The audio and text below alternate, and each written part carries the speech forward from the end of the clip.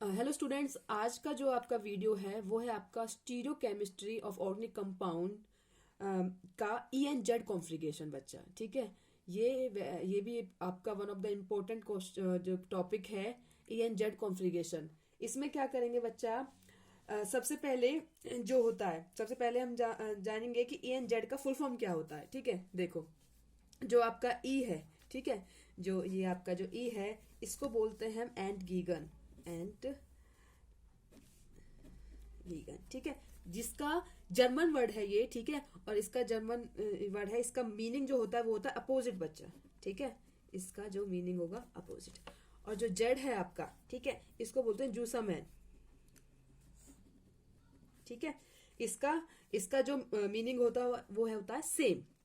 ठीक है बच्चा, इसका जो मीनिंग होता है वो होता है सेम। ठीक है, ये जर्मन वर्ड है एंडगीगन एंड जूसामैन। ठीक है, ये ई एंड जेड जो नोटिफिकेशन है, नोटेशन है, ठीक है, ये जो है क्यों दी है बच्चा। ठीक है, देखो ये जो हमारे जो ट्रांस हैं, जैसे कि आपके सिस और ट्रांस को तो आप पता होगा सिस और ट्रांस क्या होते हैं। ठीक है, तो पाई बॉन्ड के अक्रॉस जो एटम की अरेंजमेंट होती है, इस अरेंजमेंट को हम सिस एंड ट्रांस से तो नहीं बोल पाएंगे।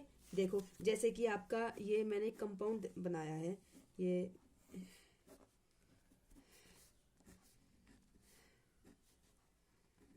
देखो देखो ये कोई अल्कीन है आपका। ठीक है, इसकी सिसो ई और जेड कॉन्फ़िगरेशन के लिए ध्यान देना बच्चे, आपको एल्कीन की जरूरत पड़ेगी।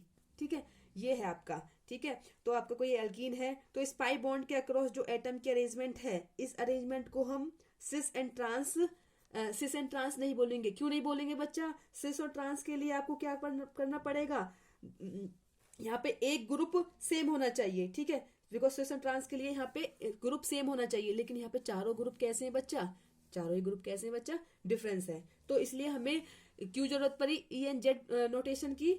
ठीक है, क्यों ई एन जेड कॉन्फ़िगरेशन की जरूरत क्यों पड़ी, क्योंकि जो डिफरेंट ग्रुप लगे होते हैं अल्कीन के चारों ओर, तो उनको नाम देने के लिए हमें इस ई एन जेड नोटेशन या कॉन्फ़िगरेशन की हेल्प लेनी पड़ेगी। ठीक है, अब देखो ये मैंने बताया था कि जो एंटीगन होता है इसका मीनिंग होता है अपोजिट, और जूसामैन होता है उसका मीनिंग होता है सेम। इसका नेम ही है सेम, यानी कि यानी कि जो सेम साइड में होते हैं। ठीक है, अब देखते हैं इसका ये कि इसको कैसे हम डिफाइन करेंगे, किसको नोटेशन ई मिलेगा, किसको जेड मिलेगा। यहाँ पे सारे जो ग्रुप हैं आपके, वो चारों ग्रुप अलग होने की वजह से सिस एंड ट्रांस यहाँ पर यूज नहीं कर पाएंगे, ये तो मैंने बताया आपको। अब हमें नया मेथड सोचना पड़ेगा जिसके थ्रू हम पाई बॉन्ड के अक्रॉस अरेंजमेंट बता पाए। इसके लिए हमें वही ई और जेड कॉन्फ़िगरेशन यूज करना पड़ेगा। ठीक है, तो चलो पहले देखते हैं इस कार्बन को देखते हैं। ये कार्बन 1 है और ये कार्बन 2 है। ठीक है, अब देखो कार्बन हमें फोकस करना पड़ेगा इस वाले कार्बन पर। सबसे पहले फोकस करते हैं कार्बन नंबर 1 पर।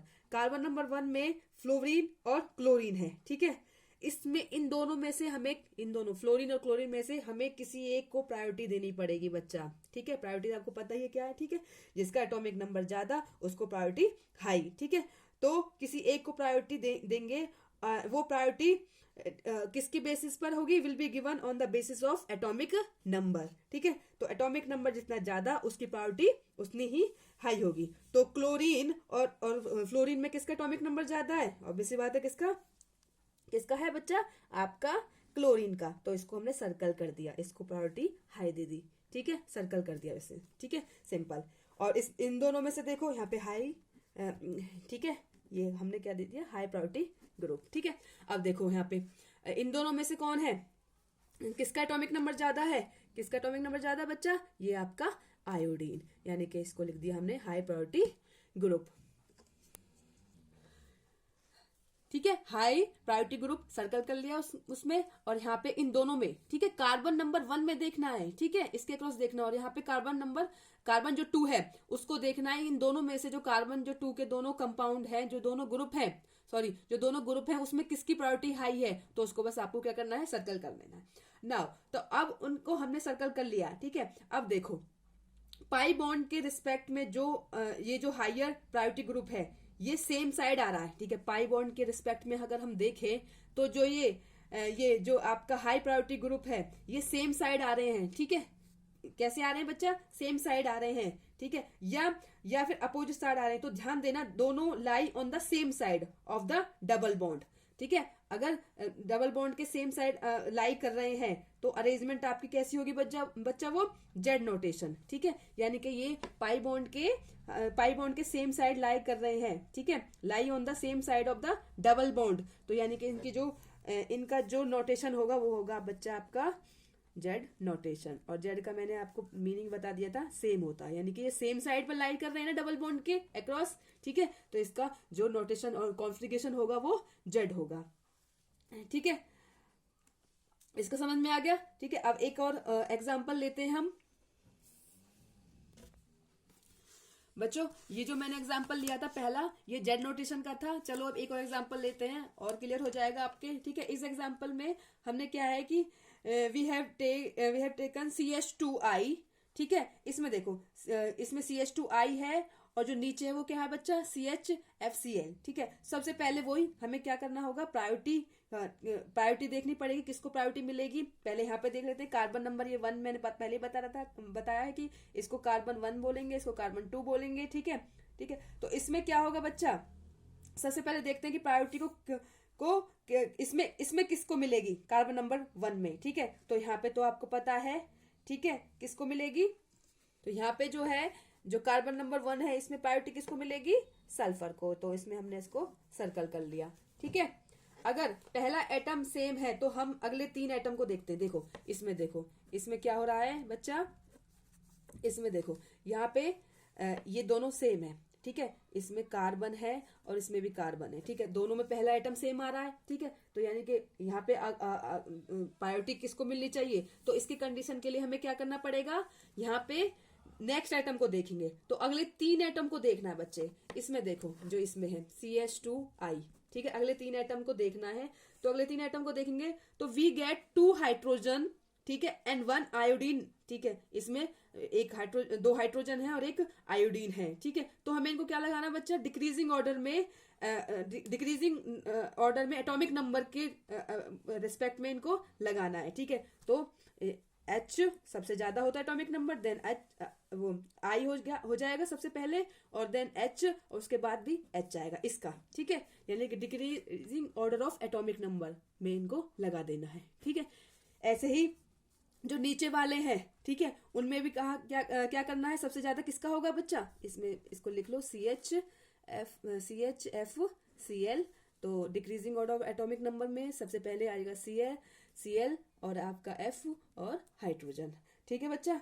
तो अगर हम कंपैरिजन करेंगे तो सबसे ज्यादा एटॉमिक नंबर किसका है बच्चा, ठीक है।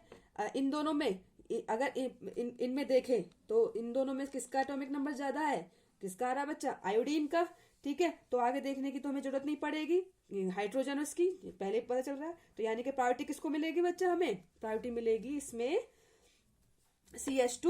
CH2I को, ठीक है, CH2I को, ठीक है। यानी कि यहाँ पे इसको प्रायोरिटी मिल गई। तो हमारी कॉन्फ़िगरेशन कैसी आई बच्चा, सेम साइड आ रहे हैं, ठीक है। तो ये होगी आपकी जेड कॉन्फ़िगरेशन।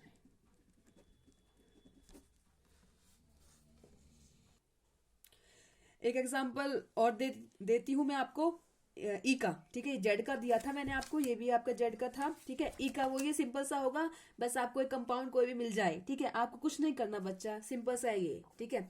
अगर एग्जाम में कोई भी ऐसा क्वेश्चन मिल जाए तो कुछ नहीं करना, प्रायोरिटी देखनी है, ठीक है, पाई बॉन्ड के अक्रॉस। यहाँ पे देखो, इस वाले कार्बन इसमें अल्कीन में मोस्टली होता है, ठीक है। तो कार्बन नंबर 1 इसको मान लिया, कार्बन नंबर 2 इसके देखो, इसके कार्बन 1 में किसको, जो ग्रुप लगे हुए हैं, किसकी प्रायोरिटी, किसका एटॉमिक नंबर ज्यादा होगा बच्चा, यानी कि इसको हाई प्रायोरिटी मिलेगी। इसको मैंने सर्कल कर लिया, ये हाई प्रायोरिटी ग्रुप है।